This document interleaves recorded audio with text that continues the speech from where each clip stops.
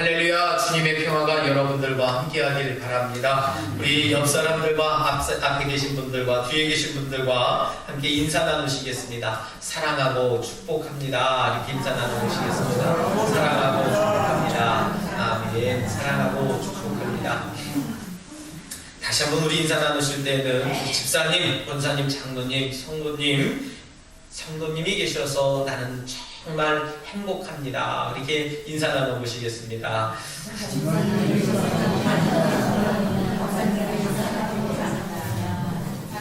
아멘. 감사합니다. 이게 앞에 서두가 길면 한참을 이렇게 까먹는 것 같아요. 그러니까 방법은요, 뒤에만 기억하면 됩니다. 나는 정말 행복합니다. 그렇게만 인사하시면 되겠습니다. 다시 한번 인사 나눠보실까요? 나는 정말 행복합니다. 그렇게 인사 나눠보겠습니다. 아멘. 정말 행복하십니까? 예, 아멘입니다. 저도 여러분들 때문에 행복합니다. 아멘 소리가 점점 작아지시는 것 같은데 저는 정말 여러분 때문에 행복합니다. 왜냐하면 제 이 못난 얼굴 봐주는 분들도 계시고 또 제 설교도 들어주는 분들도 계시기 때문에 저는 너무 행복합니다. 우리 지난 금요일 어버이날이었었습니다. 어버이날이어서 마치 그동안 불효를 하거나 또 부모 말씀에 순종하지 못한 그런 자녀들이 면제를 받는 날처럼 여겨지는 그런 날이 되기도 하겠지요. 우리 인터넷을 보니까 꽃 한 송이로 퉁치려고 하지 말아라 그렇게 이야기하는 경우도 있습니다. 제가 이제 그 인터넷을 보니까 뭐 많은 목사님들도 그렇습니다만 많은 분들이 당신이 어버이날에 받았던 것들을 우리 사진을 찍어서 막 이렇게 인터넷상에 올려두는 경우도 있어요. 그러면서 딸들이 벌말을 봉투에다가 넣어서 예쁘게 편지도 써 있는 것을 보고 그렇게 저도 이렇게 했는데 아들만 둘을 가진 저는 참 이게 그렇더라고요. 그래서 심지어는 엄마 아빠 고맙습니다 이 얘기도 못 들은 저는 접니다. 그래서 제가 가끔씩은 내가 정말 아빠 맞나 엄마 맞나 이 생각도 좀 들어요. 어떤 아이들은 2,000원을 넣어갖고 거기에다가 부모님에게 용돈을 드렸다는 아이들도 들면서 나는 아이들한테 2,000원도 못 받는 아이들은 아빠인가 이런 생각을 좀 갖게 됐습니다. 사랑하는 성도 여러분, 이런 2,000원을 받고 안 받고가 중요한 것이 아니라 다만 우리 365일을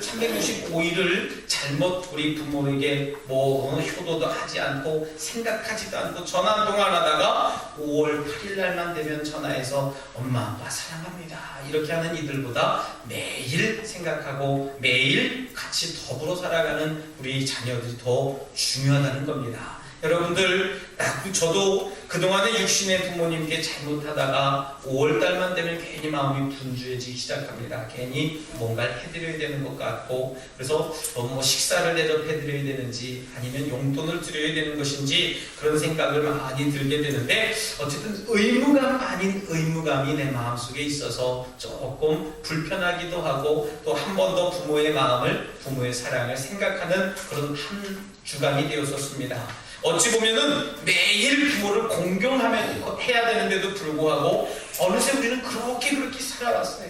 매일 우리 부모님께 안부 전화드리고 매일 부모님께 안부의 인사를 드려야 되는데도 불구하고 어느새 우리는 그것을 잊고 한 달에 한 번, 일주일에 한두 번 정도면 되겠지 하는 그런 현실에 안주하면서 살고 있다는 겁니다.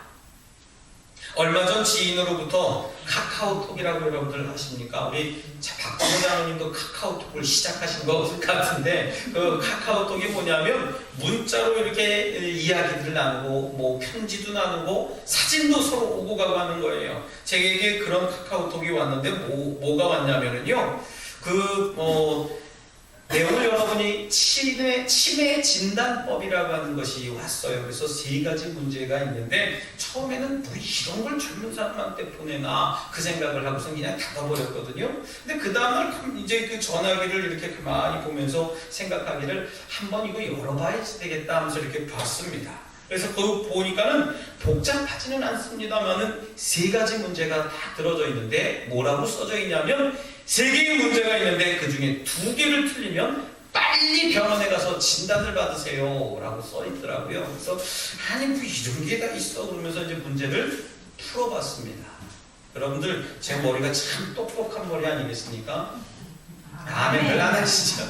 참 저도 제 스스로가 똑똑하다고 생각을 했는데 저는 세 문제 중에 몇 개 맞았을 것 같아요.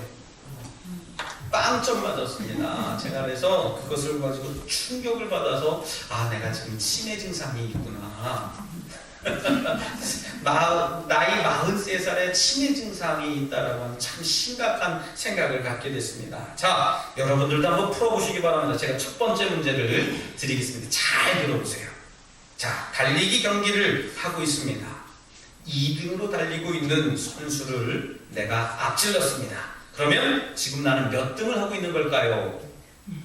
서복보자님 맞히셨어요. 여러분들 1등이라고 생각하시는 분들 틀렸습니다. 2등을 앞질렀으니까 2등을 하고 있는 거예요. 자, 두 번째 문제입니다. 산수 문제예요. 수학 문제. 여러분들 수학에 좀 연약하신 분들은 지금은 잠시 계산기가 갖고 계신 분들은 계산기를 두드려도 괜찮습니다. 산수 문제 드리겠습니다. 1000에 40을 더합니다. 거기에 다시 1000을 더합니다. 그리고 30을 더해요. 다시 1000을 더합니다. 다시 20을 더하고 1000을 더합니다. 그리고 마지막으로 10을 더합니다. 몇이 나왔을까요? 5000이라고 얘기하신 분들 여러분들 틀렸습니다.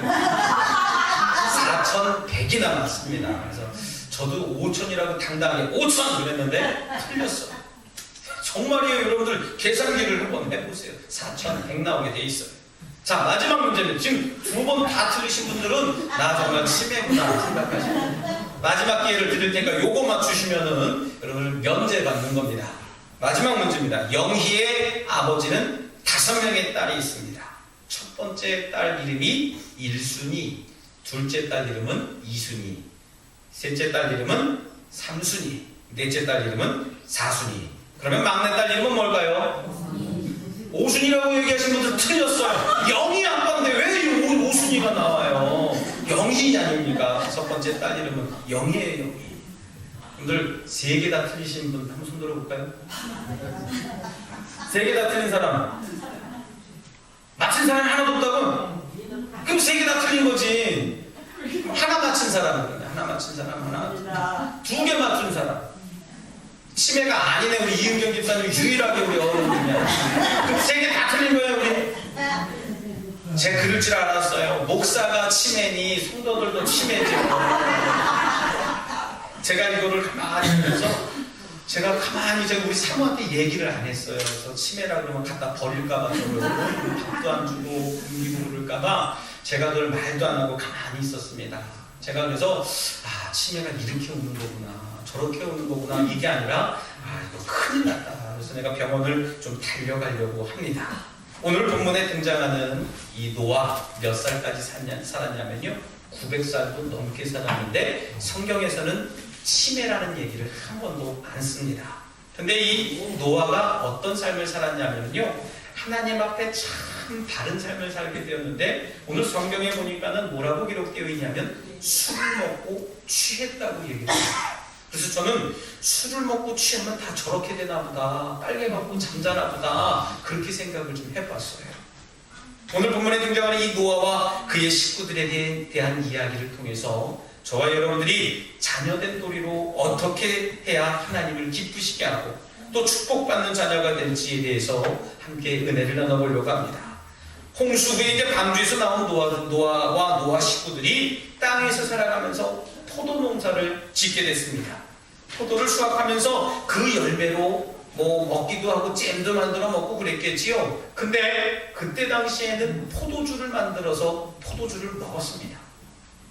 평안한 삶을 살아가던 이 노아는요 그만 포도주를 한 잔, 두 잔 홀짝홀짝 마시다 보니까 그만 취해서 옷을 홀랑 벗고 잠을 자기 시작했어요. 여러분들 상상해 가십니까? 옷을 벗고 잤다는데요 런닝하고 팬티만 남기고 잔 게 아니라 그것까지도 다 벗고 잤다는 얘기예요. 얼마나 우스꽝스러웠겠습니까?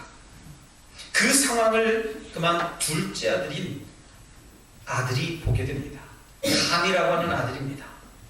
둘째는 그것을 보고 나가서 형들에게 이야기하기 시작합니다.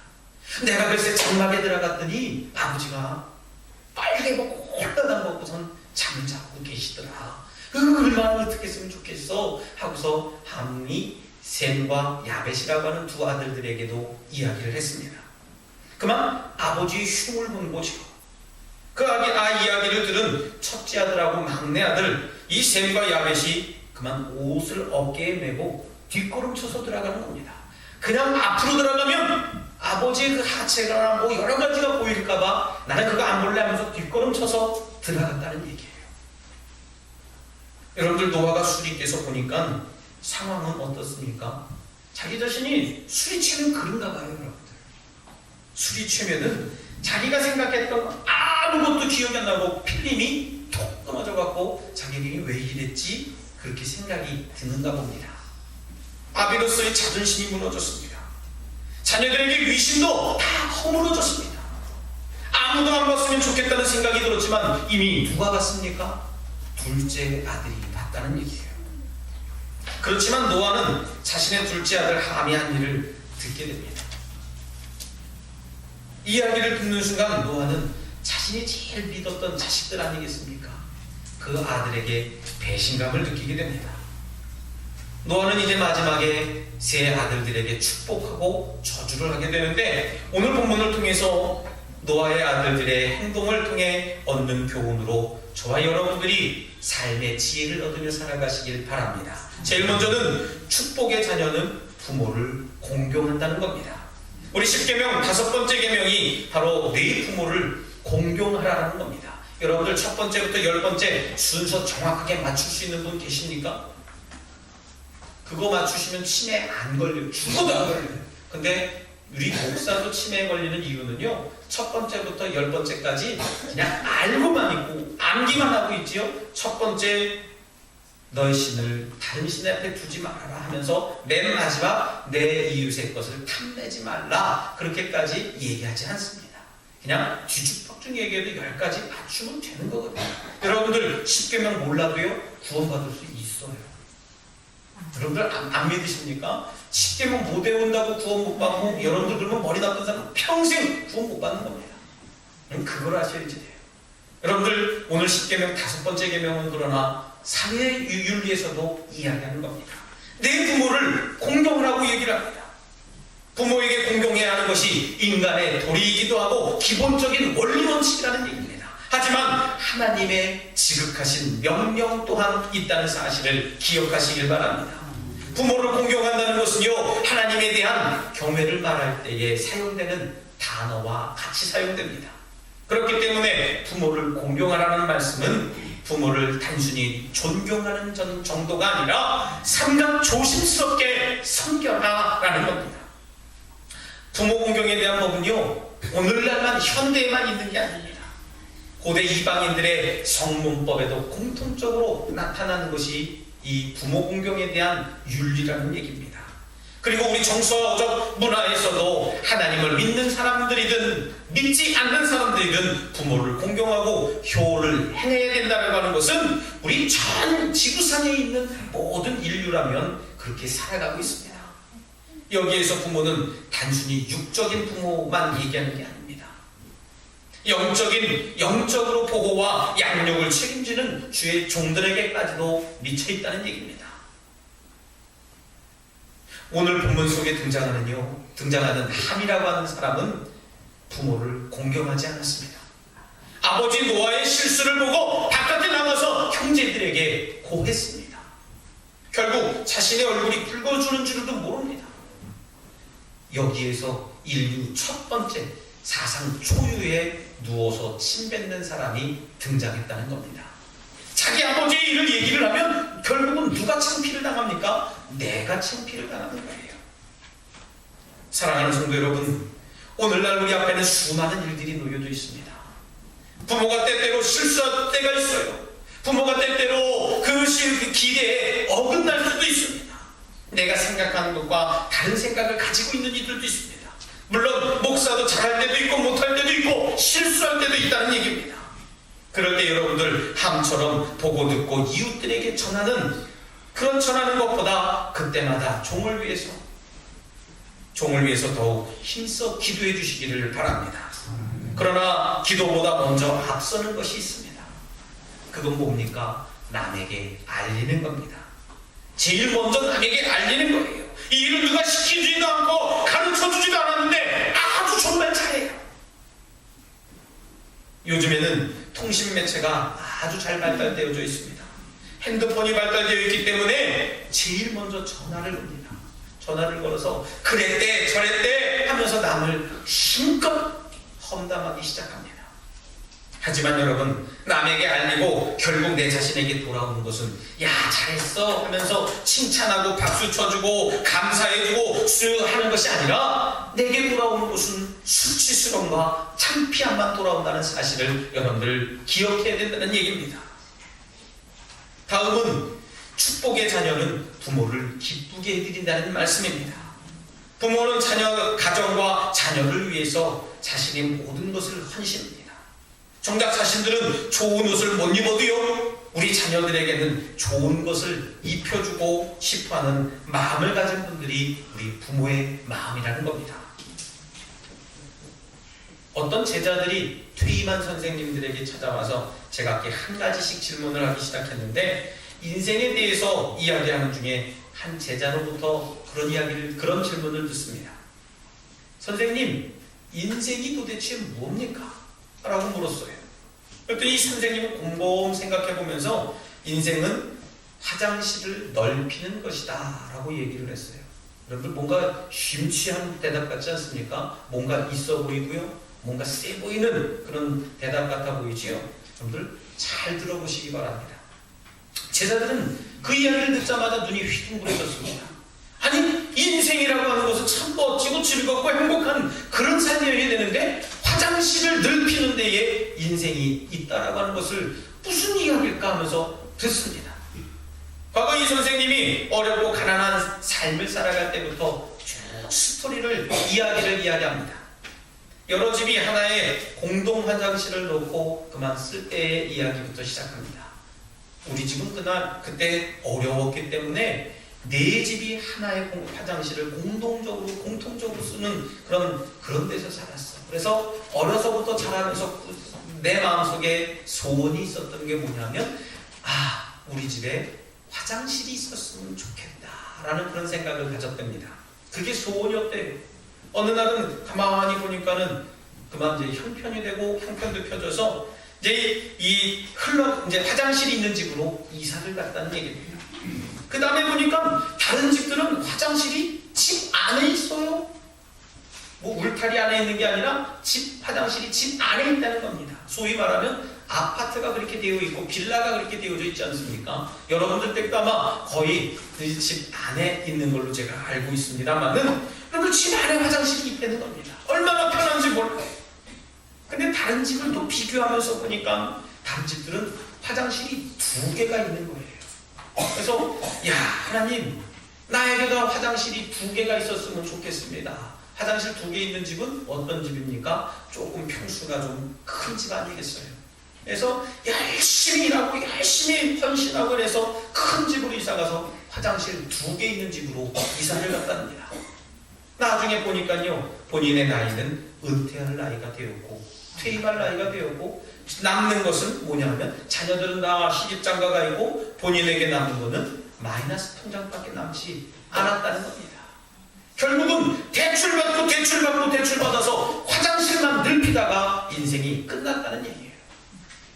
여러분들 정말 삶이 이런 겁니까? 우리 부모는 그렇게 살지언정 우리 자녀들에게 힘과 소망과 꿈을 주셨다는 사실을 여러분들 기억하시길 바랍니다.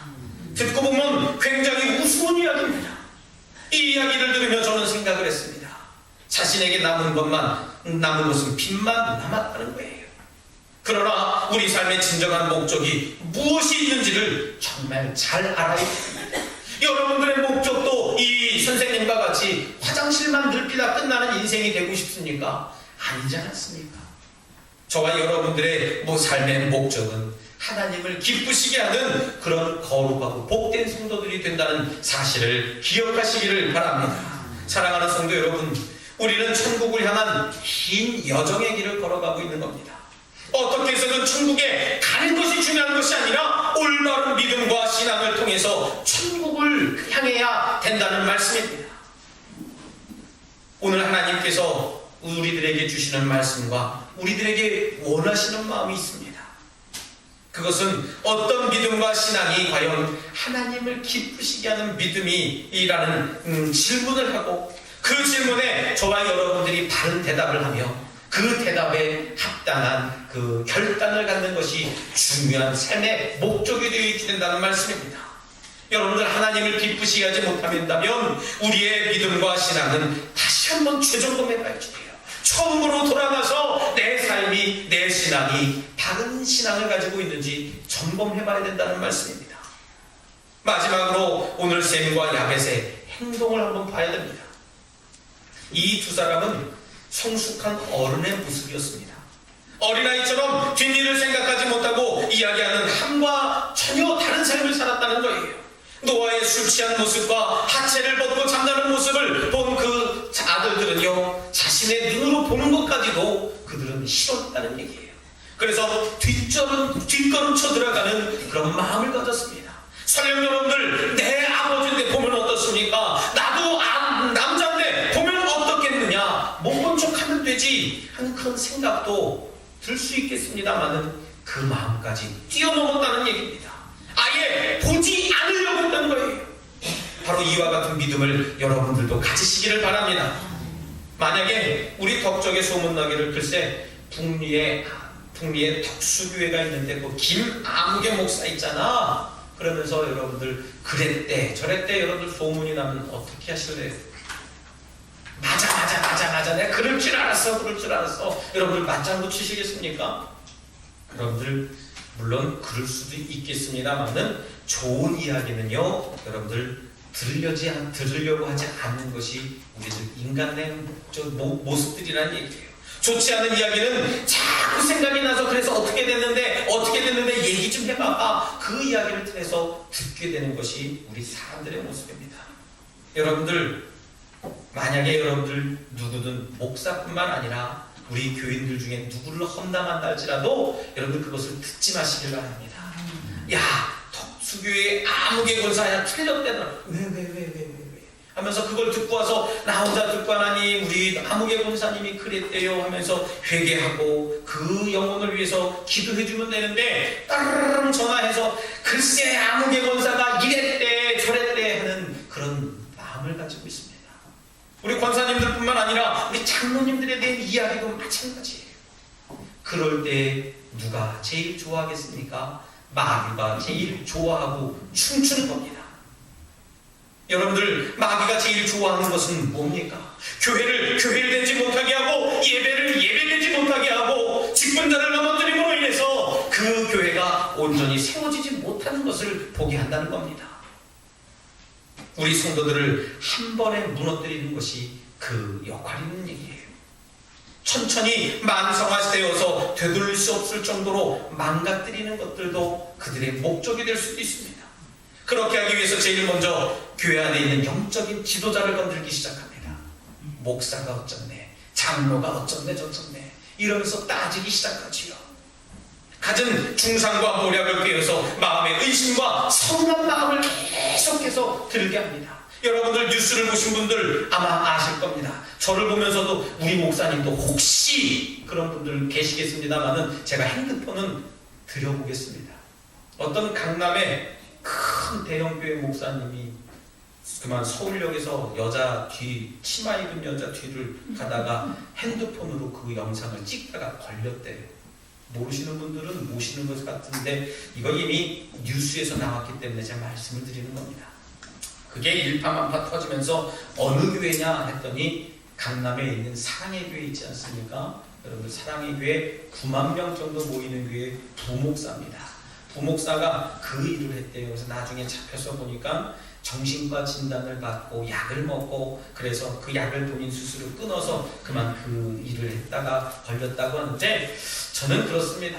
우리 뭐 장로교단이나 감리교단이나 뭐 성결교단이나 이렇게 구분 지으려고 했던 게 아니라 우리 감리교단에서 목사가 되려면 정신과 검진까지 우리는 받습니다. 그래서 저도 목사 안수 받기 전에 2번 동안에 이제 서리전도사 때에 한번 정신과 진단 받고 정회원 되기 전 목사 안수 받기 전에 정신과 진단을 온전히 받습니다.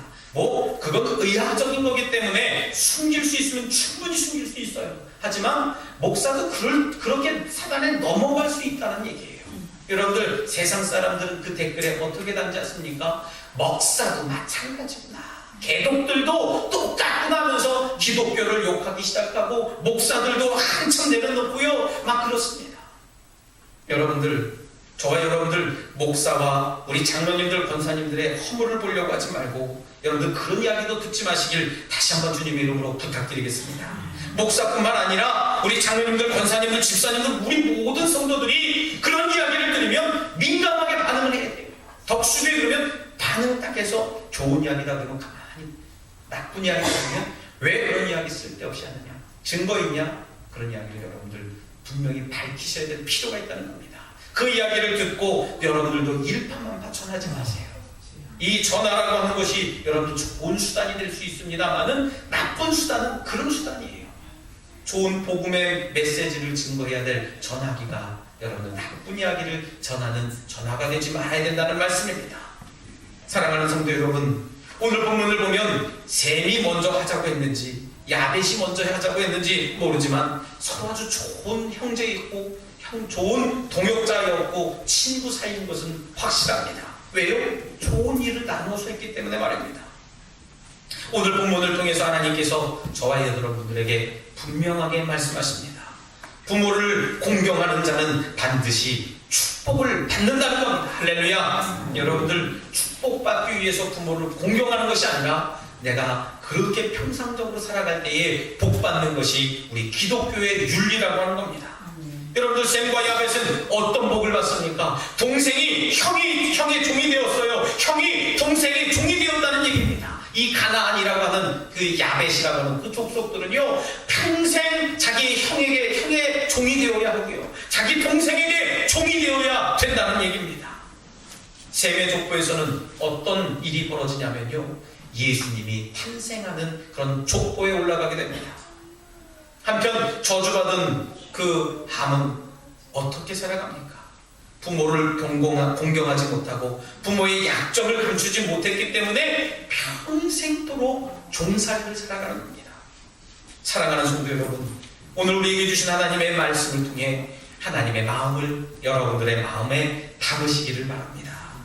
부모를 공경하고 삼가 하나님 앞에서 깨어 근신하고 주의함으로 사탄마귀가 우리 심령에 틈타지 못하도록 저와 여러분들이 말씀으로 무장하시길 바랍니다. 그래서 하나님 앞에 인정받고 하나님으로부터 큰 축복을 받으시는 우리 덕수교의 성도님들 되시길 다시 한번 주님의 이름으로 축원합니다. 이 시간 함께 결단의 기도를 드릴 때에 하나님, 우리가 하나님 앞에 온전해지기를 원합니다. 부모를 공경하며 기쁘게 해드릴 수 있도록 저희들을 축복해 주시옵소서. 육신의 부모뿐만 아니라 영적인 부모에게도 그런 삶을 살아갈 수 있도록 은혜를 내려 주시옵소서라고 이 시간 입술을 열어 마음을 모아 잠시 결단의 기도를 드리겠습니다. 할렐루야. 사랑과 내가 충만하신 하나님 감사합니다. 내 삶을 하나님께 온전히 드릴 때에 하나님, 우리가 하나님 앞에 온전히 되어지길 원합니다. 부모를 공경하는 삶 살게 하시고 부모를 기쁘게 해드릴 수 있도록 저희들의 모든 삶을 다스려 주시옵소서. 하나님, 좋은 것만 듣게 하시고 하나님, 사탄마귀 것에 역사하지 못하도록 회방하고 장난치지 못하도록 저희들의 모든 삶을 하나님 주장하여 주시고 인도해 주시옵소서. 하나님 도와주시기 주옵소서.